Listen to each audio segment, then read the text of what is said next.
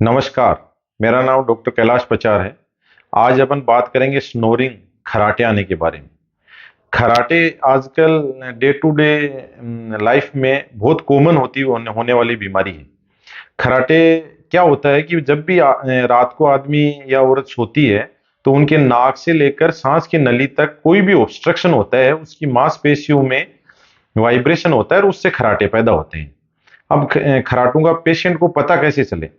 सबसे सिंपल तो है कि भाई आपका जो भी पार्टनर आपके पास हो रहा है वो आपको बता देगा कि भाई आप खराटे लेते हैं। उसके अलावा पेशेंट को खुद को भी पता चलता है। उसको क्या है, सुबह उठते हैं तो गले में दर्द रहता है, रात को मुंह सूख जाता है, उसके चेस्ट हेवीनेस रहती है, कईयों को चेस्ट पेन भी रहता है, दिन में उनकी कंसंट्रेशन कम रहती है, उनको नींद रात को पूरी नहीं ले पाते तो दिन में जहां भी मौका मिलता है नींद आने लग जाती है। ये अपने को पता चलता है कि भी आपको ये है खराटे आ रहे हैं कि नहीं आ रहे हैं।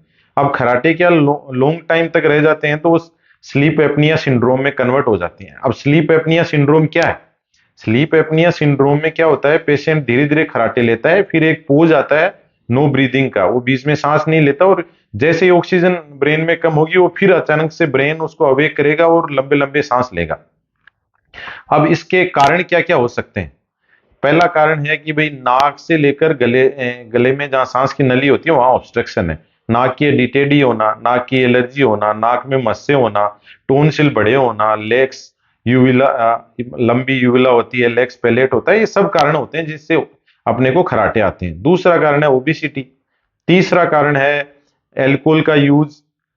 चौथा कारण है हेरिडेटरी। कईयों में क्या है, फेमिलियर भी ये खराटे आने की समस्या रहती है। अब इससे कॉम्प्लिकेशन क्या क्या हो सकती हैं? इससे कॉम्प्लिकेशन होती है पेशेंट के डे टू डे कंसंट्रेशन नहीं रहती है, वो रात को नींद पूरी नहीं कर पाता है तो दिन में फ्रस्ट्रेशन रहती है, उसको मेंटल चेंजेज आते हैं, पेशेंट की बीपी बढ़ने लग जाती है, उसको कार्डियक और लंग कॉम्प्लिकेशन होने लग जाते हैं। हर चीज अपने के यदि प्रॉपर रात भर ऑक्सीजनेशन नहीं होगा तो हर सिस्टम को उस पर लोड आएगा। इसलिए खराटों को बिल्कुल लाइटली ना लें, उनको पहचाने। उनकी भाई डायग्नोसिस कैसे करते हैं? अपन इमेजिंग से कर सकते हैं। भाई सीटी स्कैन कराएंगे तो नाक से लेकर गले तक पता चलेगा कहाँ कहाँ अपने ऑब्स्ट्रक्शन है। दूसरा, स्लीप एपनिया के लिए स्टडी होती है, स्लीप स्टडी। पूरी रात भर स्लीप की स्टडी की जाती है कि भाई कितने उसके बाउट आ रहे हैं कि सांस बंद हो रहा है अपने को। ये सब चीजें हमने आपको इस वीडियो में बताई। अगले वीडियो में बात करेंगे कि भाई स्लीप एपनिया या खराटों के इलाज के क्या क्या तरीके हैं। Thank you.